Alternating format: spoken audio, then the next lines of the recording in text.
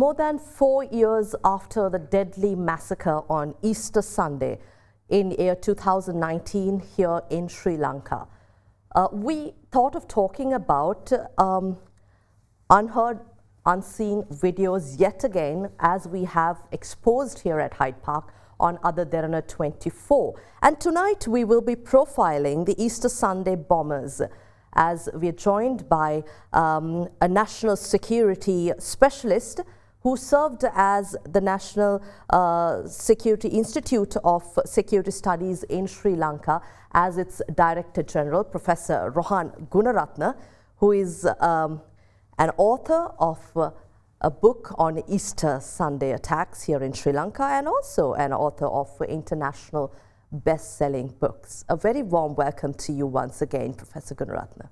Thank you for having me, Indeewari. As I mentioned to our viewers, we will be talking about the Easter Sunday bombers and their profiles. We understand that you have uncovered, researched and established the profiles of some of these bombers. We'd like to talk a little about who carried out the Easter Sunday attacks back in 2019, although it has been established that the ringleader Zaharan Hashim and other bombers who came to media with their names, and here at Hyde Park we were able to share videos, unseen videos that we released here at Hyde Park previously too, with the promise of talking about other revelations. I'd like you to begin talking about the profile of these Easter attacks, Professor. The Easter Sunday attackers came from a cross-section of society. They came from the, if you draw across, from the rich, from the poor, the educated and the less educated. So it's a reflection of Sri Lankan society, because radicalisation spread not only among the poor but among the rich. Radicalisation spread not only among the poorly educated but the well-educated.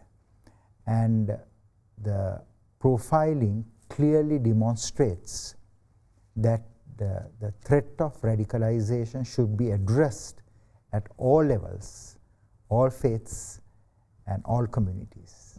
Shall we focus on the bombers, Professor? Now, we have heard of Zaharan Hashim, the ringleader, but there are more names that were involved. Last time, in a previous episode at Hyde Park, we shared for the first time on media a video where Zaharan Hashim and his fellow attackers pledged their allegiance to what they believed was their faith and religion.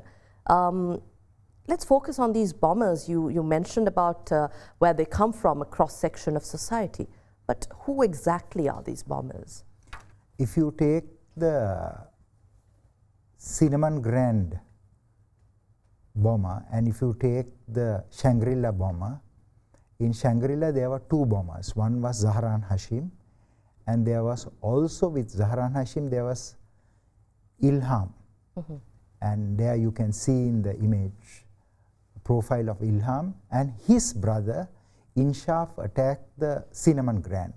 And they were the sons of the wealthiest spice trader of Sri Lanka, Ibrahim Hajiar. So you can see that they came from a very mainstream family, because Ibrahim Hajiar was working with all the communities, and he was a very generous man. He donated his funds and his support to all communities. But his two sons turned into religious fanatics. So that is why I said that radicalisation knows no borders and boundaries. It can touch anyone. We have Muhammad Ilham Ahmad and Muhammad Inshaf Ahmad, the two brothers. Yes, absolutely. They are the two sons of Ibrahim Hajiar, the richest spice trader. They had a lot of money and they funded Zaharan. In fact, I want to share with you that they were the primary funders of Zaharan Hashim. There was a man before that called Abdi, who also provided funds to Zahran. But the two main financiers were from these two brothers. I'd like to move on to talk about the revelations, but before that, a very quick question. This is something we've spoken about previously too, Professor, but highly educated. They have had sufficient funds to support them in enhancing their knowledge, in broadening their perspective. They could travel across the world. We say travel to learn, to have a better perspective of life. But what happened here? If you look at the profile of the Al-Qaeda leader, Osama bin Laden, he came from the richest non-royal Saudi family. Bin Laden's successor, Dr. Ayman al-Zawahiri, he came from one of the most influential families in Egypt. So terrorists come from a cross-section of society, and the Sri Lankan case, the Easter Sunday attack, clearly confirms our research findings over the years that anyone can be radicalized, politicized, and militarized into becoming a terrorist. Moving back to our conversation again about Ilham and Inshaf, the two brothers, what were their targets on Easter Sunday? Ilham attacked the Shangri-La Hotel, and Ilham attacked the target together with Zahran, and Inshaf, Ilham's brother, attacked the Cinnamon Grand Hotel. We also saw that Ilham's wife, Fatima Jeffrey, she also mounted an attack when the police came to question her, and that was at their home in Mahavila Gardens. So in fact, in that one family, we saw two brothers, one of the wives of the brothers, and Fatima Jeffrey had an unborn child and another two children. So Fatima Jeffrey, when she detonated the device, the unborn child and the other two children were also killed. That was definitely a heartbreaking incident. We spoke about that on our ongoing coverage of the Easter Sunday attacks. But how women bearing children could be radicalized remains a question again. We spoke earlier about how some of the richest in the world are radicalized and are made to believe that they're committing these acts they believe are in good faith, but here jeopardizing the lives of the unborn and sacrificing in the name of what? Fatima Jeffrey and Ilham and Inshaf, they all believed that they are going to go to heaven. They believe that they will have an audience with God. They can take 70 relatives to heaven, including their family members. They believe that they will be forgiven for their sins and vices. They also believed that the men believed that they will have 72 virgins, beautiful girls. So I think that all this has been created by extremist and terrorist ideologues. They are not a part of mainstream Islam. Mainstream Muslims do not subscribe into killing themselves and killing others like this. But unfortunately, this ideology, whether we like it or not, it has taken root in the subcontinent. And it is not only in Sri Lanka we have had such attacks, but worldwide. For example, churches were attacked in Makassar in Indonesia, multiple churches, families participated. Similarly, in the Philippines, there was also a similar attack where husband and wife staged the attack, and subsequently the children also want to go and do attacks. So radicalization is a real challenge. It has to be addressed. So is this a family attack here in Sri Lanka as well? Is that how it is identified? Yes, it was a family attack. I have reviewed several audio recordings of Ilham and Inshaf. We will not be making all the audio recordings public, but today for the first time I will release a very short audio clip where the viewers will be able to understand that radicalization is a real challenge and they must address it at the school level, because at the school, if Sinhalese, Muslims and Tamil children, if Christians, Buddhists, Hindus, if they can interact, have friends across the ethnic and the religious divide, then these attacks will not happen. If you look at the profile of Fatima Jeffrey, she had no non-Muslim friends. If you look at, for example, her online profile. So that is why I think we have to address this at a very foundational level, at a very educational level. Education reforms, and that's something I'd like to discuss about, but in the latter part of our discussion. And we promise to bring you the audio recording that Professor Rohan Gunaratna will be releasing here at Hyde Park on AdaDerana 24 for the first time, as his work, research into the Easter Sunday attacks continue. You spoke about Ibrahim and Ibrahim Hajjar, the sons, the father of the two sons, the spice trader, whose sons were radicalized and funded Zahra and Hashim. You did explain this. What really do you think drove them into doing this, Professor? We're trying to understand the psyche of these attackers, especially to be that violent, to walk into churches and hotels, to detonate themselves, lose their lives. This is not a cause they were fighting for. Ilham and Inshaf were very normal children because they belong to a mainstream family of Sri Lanka.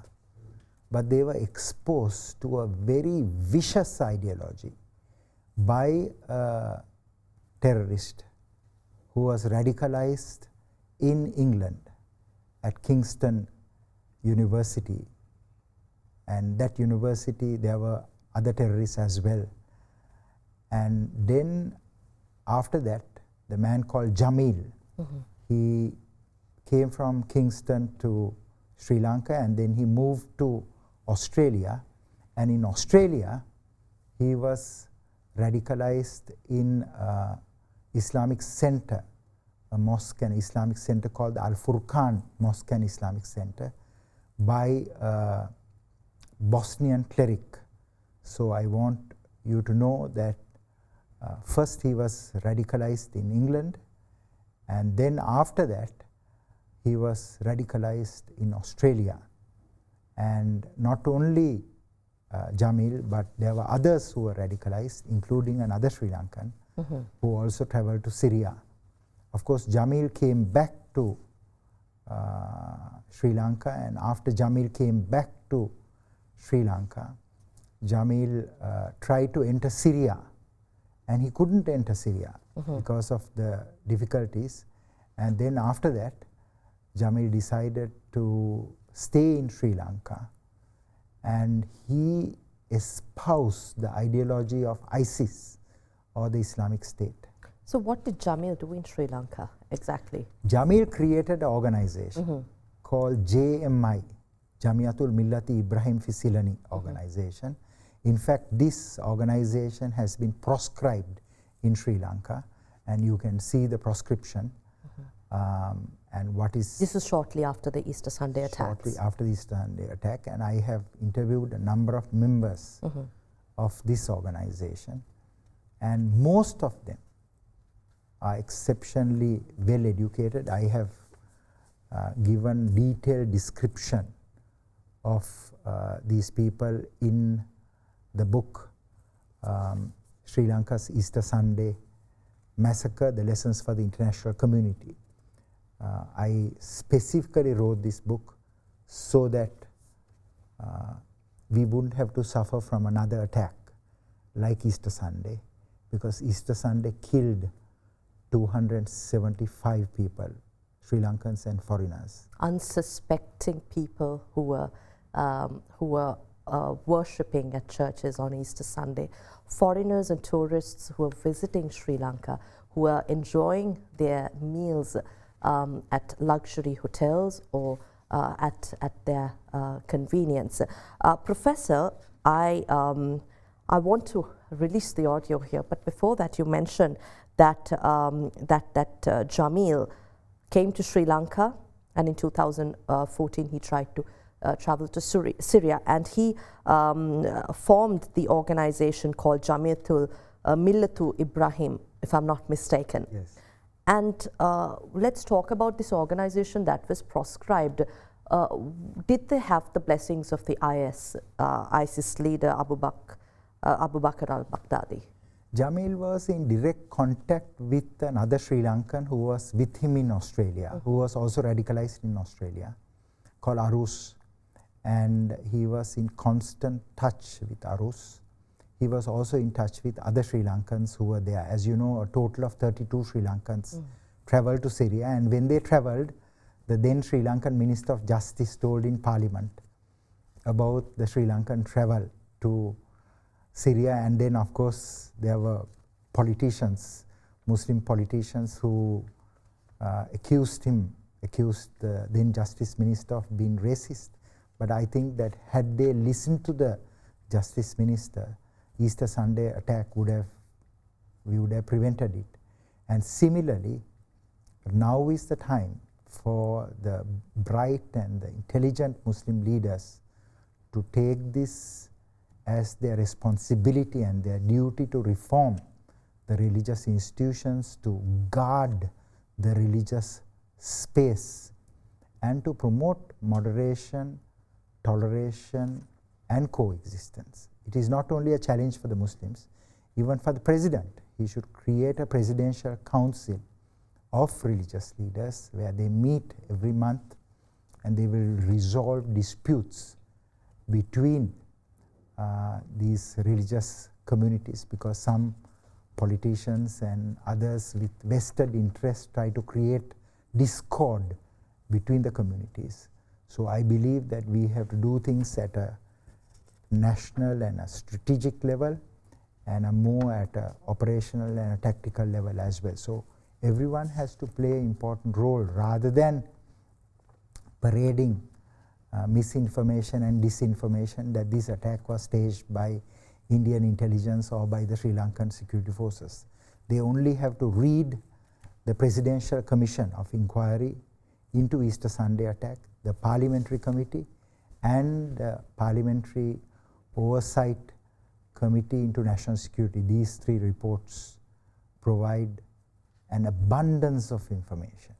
And of course, other than that, they should meet those who are in detention, and those who are in detention will always tell the truth, that they were radicalized by a very vicious ideology, and that they still harbor that ideology until they are engaged through rehabilitation, unless they are de-radicalized. But unfortunately, 8 organizations filed FR cases disrupting the rehabilitation program. So I think there's a lot that needs to be done by Sri Lankan government and by the Muslim community to prevent the next attack. We'll speak further, but now I think it's time, Professor, if you may share with us about the wills of these bombers. I remember back at Hyde Park in a previous episode, we heard Zaharan Hashim, who led the attacks. His farewell message wasn't a very kind message that he left. You were kind enough to translate that to us. So did these brothers also have farewell messages? Is that what we're releasing tonight? Yes. In fact, now we can hear one of the brothers, his last message. And he says, in the broadcast you can hear it, what he says. Shall we listen to the audio recording? Yes. I think our producers are ready with the audio, the farewell or the will, whichever is it could be named, of one of the two brothers who attacked on Easter Sunday. If I attain Shahada with the permission of Allah, I'll seek Shafa for my family and the ones who are close to me and the ones who fulfill my amana. I have taken a journey just similar to the way what Ibrahim alayhi salam did. Ibrahim alayhi salam, he went to the desert of Makkah where no one was there, and he left his wife Hajara alayhi salam and his infant Ismail alayhi salam with none to take care of except Allah subhanahu wa ta'ala.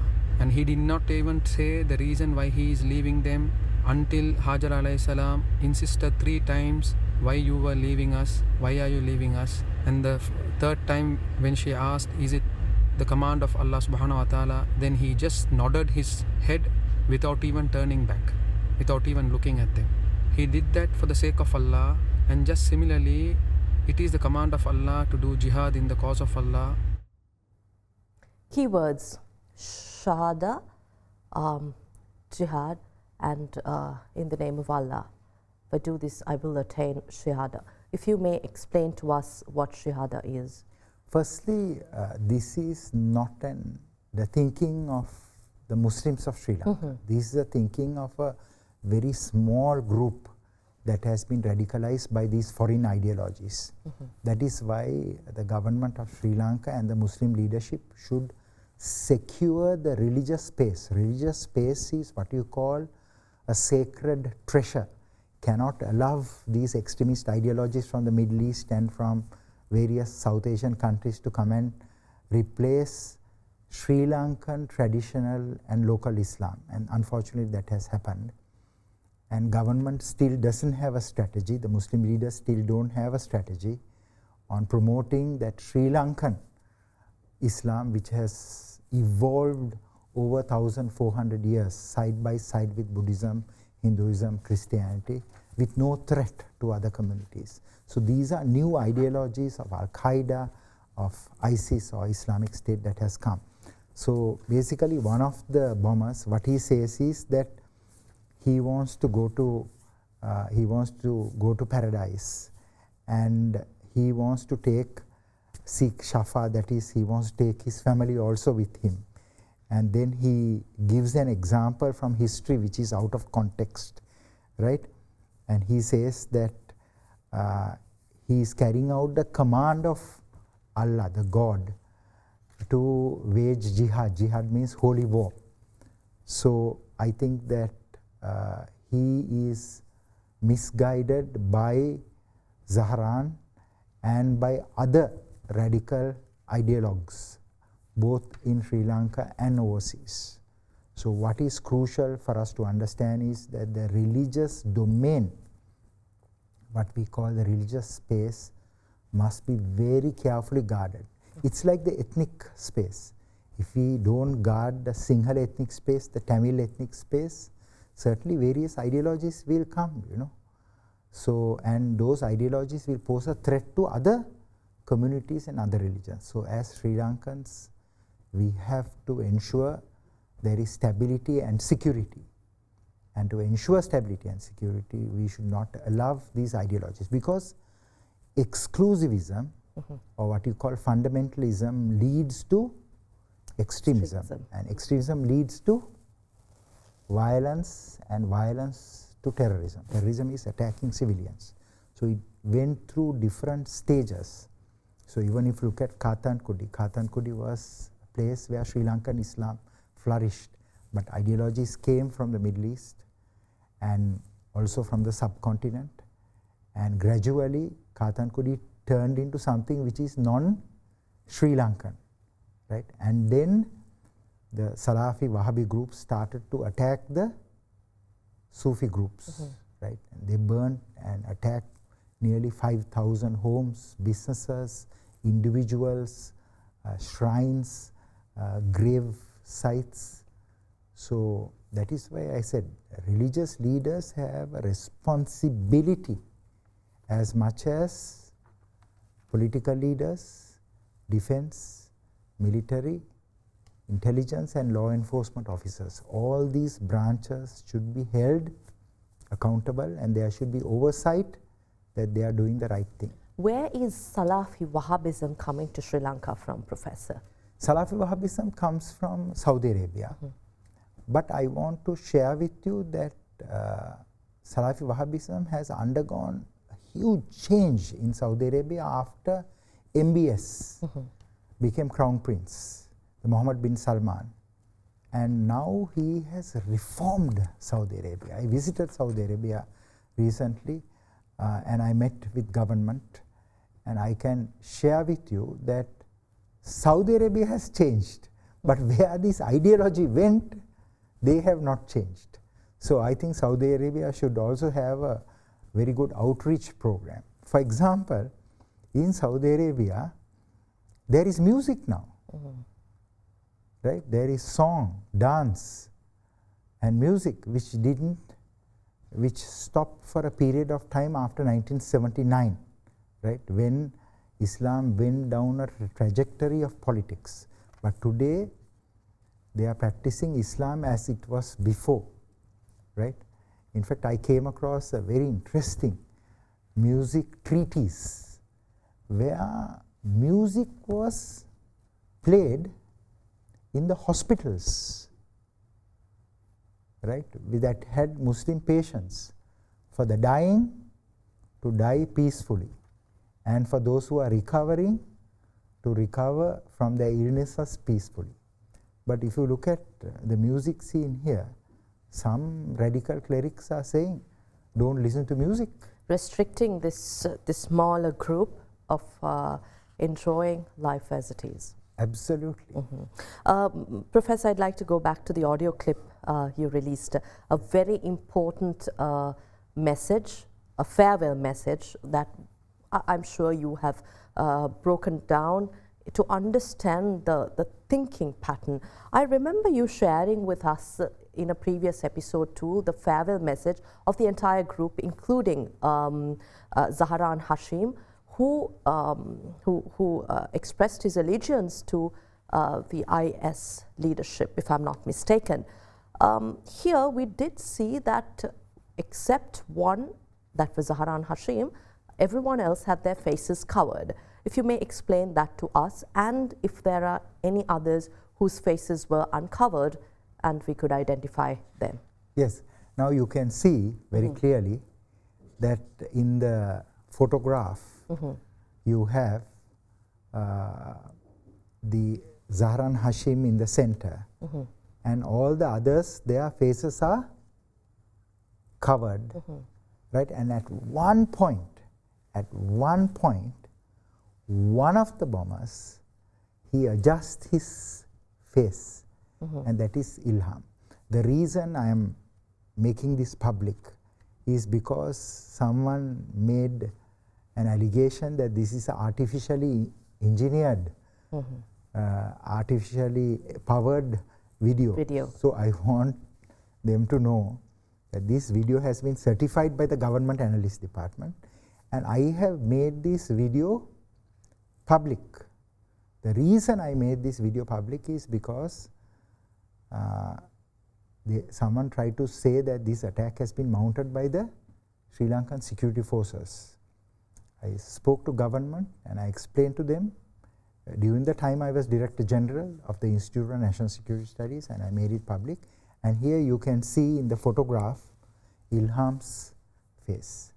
So if there are still people with more doubts, there's another several hours of video footage and audio footage that can be, audio messages that can be made public. So this very video that we shared at Hyde Park on a previous episode, we will link the discussion with Professor Rohan Gunaratna, where we released it to the public for the first time, the farewell message by Zahra and Hashim and his group of attackers to our YouTube upload of the same discussion we're having tonight. So these faces again and the names are identified and certified so that we confirm that to our viewership tonight. Yes, absolutely. So Zahran is with all the bombers. There's only one bomber who is not there. That is Fatima Jifri. That is the wife of Ilham. She didn't come for this final farewell because Zahran didn't want her to come there, but she was also severely indoctrinated, and of course she killed herself in Mahavila Gardens when the police visited her, and 3 policemen were killed as a result of that. You spoke about the bomber that attacked Taj Samudra Hotel in Colombo, that was Jamil. So as you explained, was he the one who recruited the 2 brothers? Yes, Jamil was designated to attack the Taj Samudra, but his device didn't work. And then as a result of that, here you can see Jamil visiting the, that is Jamil. Jamil is visiting the Taj Hotel and he tries desperately to activate the device. He couldn't. Then he left Taj.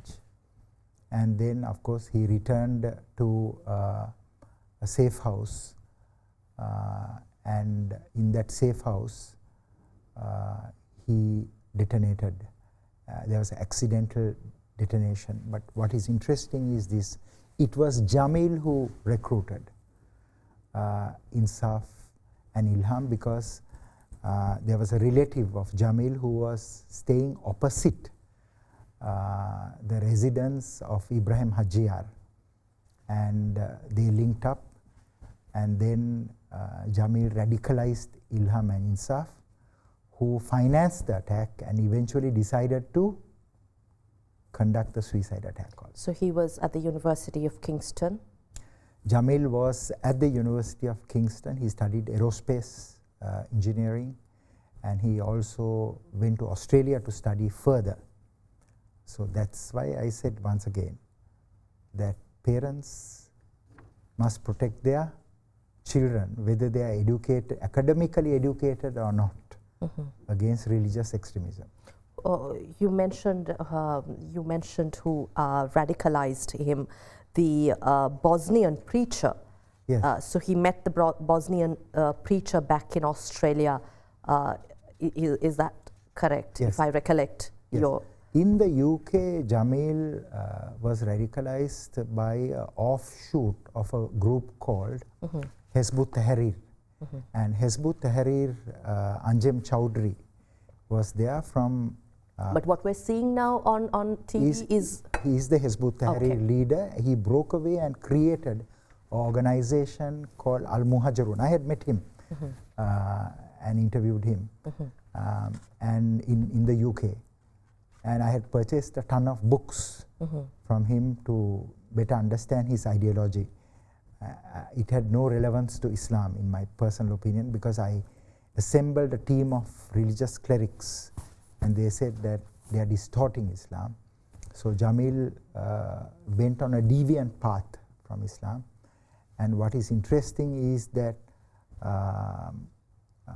this group called Hezb Tahrir, and unfortunately it started to operate in Sri Lanka too, a breakaway faction called the Al Muhajirun was in contact with Jamil, and after that Jamil returned to Sri Lanka, and from Sri Lanka he went to Australia, where in Australia the Bosnian cleric radicalized him and others, and those people also have gone and committed suicide and done attacks in other countries. So how did they get this directive from the IS leader to attack Sri Lanka? How did that happen? What was the process going to attack a country like Sri Lanka? We had 3 streams of activity. One is the IS ideology spread in Sri Lanka. In fact, the first Sri Lankan to travel from Sri Lanka was a man called Nilam. He was educated in Pakistan at the International Islamic University. He was recruited by his own brother, who was radicalized again in England. So what we are seeing is after Nilam traveled to Syria with 3 other families, then the ideology spread from Syria and Iraq to Sri Lankans who were living overseas in the Middle East and also directly to Sri Lanka. So some of the ideologues came from the Middle East and they radicalized Zahran. And Zahran himself became a proponent of the Islamic State ideology. He designated himself as the IS leader, the ISIS leader in Sri Lanka. In fact, he went to a place in Madavachia. There's a place called Rambava. There's a small village called Ikrigolla, where they slaughter cows. He went there and they put the ISIS flag, and his first team took an oath of allegiance to Abu Bakr al-Baghdadi, the ISIS leader. So their leader ceased to be the Sri Lankan president or prime minister. Their allegiance shifted no longer to Sri Lanka, but to some leader who is living overseas in another country. Zahran designating himself as the Sri Lankan leader of the IS network, was he recognized by the ISIS itself? Jamil, who was in touch with the ISIS leadership, the Sri Lankan contingent of ISIS, conveyed a message from Zahran. That video that Zahran took in Ikrigolla was sent through Jamil. So that is how the ideology spread, because Zahran would show on his phone to other Sri Lankan Muslims whom he recruited and trained in Hambantota, in Nuwara, in Arupola, in Kandy, and also in Kathankudi, that he is the IS leader, and a small number believed in it. But most Muslims rejected Zahran. Right. I'm told, a very few minutes left, but there is so much to discuss on this very sensitive topic. Very quickly, Professor, now, do we understand that these explosives and the attack was funded by Ilham and Inshaf, the sons of the spice trader? Was that only the 2 brothers, or were there others involved? And at the same time, who were involved in making these explosives and providing explosives to this group? Zahran is the best person to answer your question. So you can see his video, what he says about the explosives and who funded the attack. Do we have the video? I believe producers have the video. We'd like to see Zahran's statement. அறிந்திருக்கிறது அது எங்கள் கரத்தால் செய்ததுதான். ஒரு காபிருடைய பணம் அதில் இல்லை, ஹராமான காசு அதில் இல்லை, எந்த காபிரும் எங்களுக்கு உதவவில்லை. காபிர் எப்படி எங்களுக்கு முஜாஹிதீன்களாய் எங்களுக்கு காபிர் எப்படி உதவி செய்வான்? நாங்களே மருந்தை செய்து உங்களை நோக்கி கொண்டு வருகிறோம். Professor, what are the profiles of these bomb makers and what exactly is Zahran telling us? So Hastun was the key bomb maker, and Zahran's brother who was disfigured. And you can see that Ilham and Inshaf funded the attacks. And if you can also watch the other video of Zahran that you have identified, in that you can also see how he was driven by religious extremism and not by the Indian intelligence or by the CIA or by the Mossad or by the Sri Lankan security forces. I think that we should see the other video. Yes, can we have the other video as well so that this will help us understand? I think it's ready now. தேவாலயங்கள் இலக்கு வைக்கப்பட்டிருக்கிறது, சர்ச்சுகள் இலக்கு வைக்கப்பட்டிருக்கிறது. ஏன் தெரியுமா? காபிர்களாகிய உங்களுடைய இரத்தம் எங்களுக்கு ஹலால் என்று எங்கள் மார்க்கம் சொல்கிறது. கிறிஸ்தவர்களாகிய உங்களை, காபிர்களாகிய உங்களை, நீங்கள் எங்களை தாக்காவிட்டாலும் உங்களை வலிந்து தாக்குமாறுதான் எங்களுக்கு மார்க்கம் சொல்கிறது. ஆனால் எங்கள் மக்கள் முஸ்லிம்கள் துனியாவுடைய மோகத்தில் அதிகமானவர்கள் மூழ்கியதால் அவர்கள் அந்த ஒஃபென்சிவ் ஜிஹாதை செய்யவில்லை. நியூசிலாந்து பள்ளியில் எங்கள் மக்கள் அநியாயமான முறையில் சுட்டுக் கொன்றீர்கள். அதற்கான பள்ளிக்கு பள்ளிதான் உங்கள் கிறிஸ்தவ தேவாலயங்களை நாங்கள் இலக்கு வைத்து தாக்குகிறோம். பிரான்ஸ் நாய்கள், பிரான்சுல் ஹாகிதூன், பொறாமை பிடித்த பிரான்ஸ் நாய்கள் அன்றிலிருந்து இன்று வரை எங்கள் மக்களை கொன்று குவிக்கிறார்கள். அமெரிக்க ஷைத்தான்கள் எங்கள் மக்களை கொல்வதை நாளாந்த பணியாக வைத்திருக்கிறார்கள். Russia, Israel, Italy, Holland, New Zealand, Australia, Canada, Europe, இந்த மாதிரி நாடுகள் எல்லாம் இவர்களுடைய வேலை என்ன? எங்கள் மக்களை கொன்று குவிப்பது, இதற்காக தனியாக நிதி ஒதுக்குவது, இதற்காக பயிற்சி வகுப்புகள் நடத்துவது.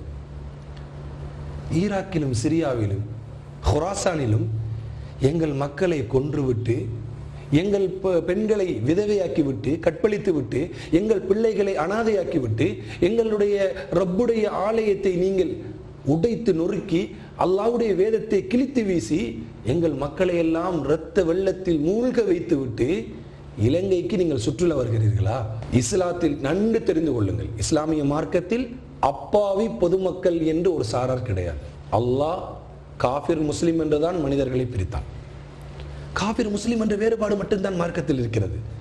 காஃபிராக இருந்தால் அவனது இரத்தமும் பொருளாதாரமும் ஹலால், முஸ்லிமாக இருந்தால் அவனது இரத்தமும் பொருளாதாரமும் இன்னொரு முஸ்லிமுக்கு ஹராம். இலங்கை காஃபிர்கள், ஸ்ரீலங்கா காஃபிர்களுக்கு சொல்லி வைக்க விரும்புகிறோம். முதலாவது, கண்ணியமும் மேன்மையும் உள்ள அகிலத்தின் இரட்சகனான ரப்புல் ஆலமீனான எங்கள் அல்லாஹ்வை நீங்கள் ஏசினீர்கள். That gives us a context of the profile of the bomb makers, where this comes from. Professor, a few questions together because we have very little time. Hassoon, he attacked the Katuapitiya church, and why exactly are they, or did they target these tourist locations, churches on an Easter Sunday? What anger or hatred did they really harbor within themselves? And if you can explain very quickly Zaharan's ideology here. The ideology of ISIS, Islamic State, wherever they have mounted attacks, is to attack unbelievers or disbelievers. So their primary target are the Christians, because they identify the Christians with the fight in Iraq and Syria. They said that the Western armies were largely Christians. And I want to tell you that ISIS has attacked churches everywhere around the world, and the Sri Lanka Easter Sunday attack is not an anomaly, it is not an exception, it is a continuing trend. And that is why it is so important for there to be bridge building between all religious groups and all ethnic groups, starting from a very young age. The education minister is a very good man, I met with him. He has a big role to play. So fighting extremism and terrorism is not only the responsibility of the military, law enforcement and intelligence, it is of the educational establishment, it is of the religious establishment, it is of the digital and the information space. So all these actors have to come together, and I have explained this very clearly in this book, the new dimensions of national security that is essential to secure Sri Lanka, to protect Sri Lanka, and we have to sooner or later rise to this challenge to create proper national security architecture and capabilities. In your book, the Sri Lanka's Easter Massacre, Lessons to the International Community, what exactly have you written about the profile of the Easter Sunday attacks, Professor? I have described their origins, how they have got exposed to the ideology. I have also explained how some of them realized this is not Islam and they kept away from these groups. But a small group got radicalized and they went for the 17 training sessions that Zaharan conducted, and then some of them participated in these attacks. And that is why it is so important for us to have Intelligence Act so that we can act before an attack, We need a National Security Act. We also need a counterterrorism bill. PTA is dated. And we also need an online safety bill to clean the cyberspace, the information space. And finally, we need a Harmony Act to prevent people from insulting each other's ethnic and religious communities. One of the reasons I was told that Zahran couldn't be arrested was because he was an extremist, and we didn't have enough teeth, a legal and a policy framework to take action. This is the time for government to pass those key legislations to build a robust national security architecture. Professor, I remember clearly that you mentioned these very same recommendations back in 2019, shortly after the Easter Sunday, during my ongoing coverage of the Easter Sunday attacks at Hyde Park, during a daily coverage where you exposed the attackers, those who were responsible, and the links to the IS. There has been progress made or not, but do you think Sri Lankan, the leadership, the government, the officials, and those who are responsible for ensuring that these legislations and these regulations are passed have identified the kind of indoctrination that has been imported to Sri Lanka by the likes of Ibrahim and Inshaf? So the political leaders have political strategies. They are doing everything they can to remain in power or to return back to power. And I think that Sri Lankans who love Sri Lanka should have a national strategy, national interests. Firstly, they must speak the truth, and they must seek justice. And that is what I have done through this book. I have, in fact, the main sentence here is, with political leaders compromising national security for personal gain, Islamic State exploited security gaps, loopholes, and staged a catastrophic terrorist attack in Sri Lanka. So I think that every Sri Lankan who loves peace should ensure that we create the proper security architecture and the capabilities and build the bridges between the communities to protect Sri Lanka from extremism and exclusivism. Shouldn't we reintroduce subjects like comparative religion that we remember having back in the 60s, the 70s, a very important subject at schools that taught all students the value of the number of faiths and religions that we have in Sri Lanka? Yes, for example, if Fatima Jifri studied Buddhism, Hinduism, Christianity, other than Islam, she would have never turned into a suicide bomber. So I think this is a good message for all schools. You can teach what you want, but preach just one subject of another religion in your school so that people won't turn so radical to kill themselves and kill others. And to prevent yet another massacre of this nature. We've seen world over how extremism takes over everyday lives to create violent and massacre, bringing us unacceptable trauma due to these extremist beliefs. Your book, once again, Sri Lanka's Easter Sunday Massacre, Lessons to the International Community. I got the chance to read half of the book, Professor, but I think these lessons would be very important to the Sri Lankan community than the international community. I hope our leaders will understand the lessons for Sri Lanka 4.5 years on, what we really have to do in order to prevent situations as these, and more importantly, to prevent our young people, youth, being radicalized into believing extremist ideologies. Professor Rohan Gunaratna, thank you very much for continuing to place your trust at Hyde Park to share some of these very important research and findings, and to choose us as the first to release and publicize these video and audio recordings that you uncover.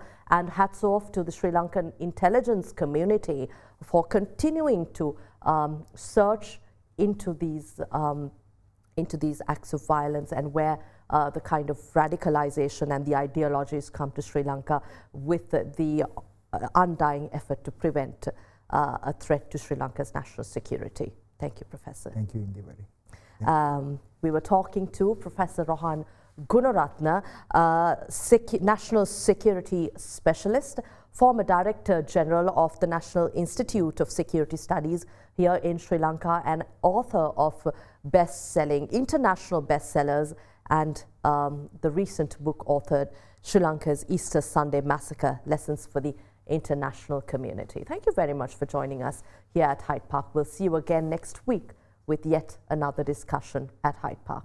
Good night.